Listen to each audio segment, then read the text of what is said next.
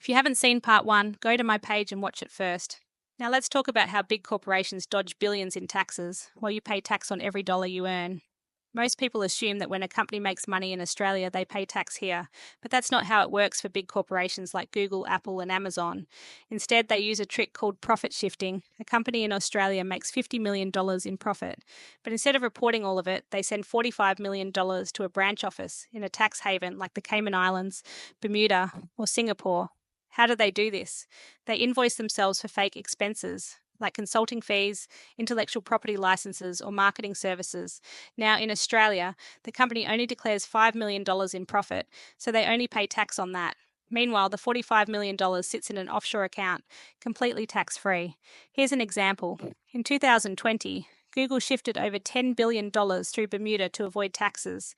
Amazon, Apple, and even major Australian mining companies have done this. Meanwhile, small Aussie businesses pay full tax because they can't afford these tricks. So, why don't politicians close these loopholes? Well, guess where some of the biggest political donations come from? Tech giants, big banks, and multinational corporations donate millions to both major parties. So, when tax reform is discussed, these loopholes conveniently stay open.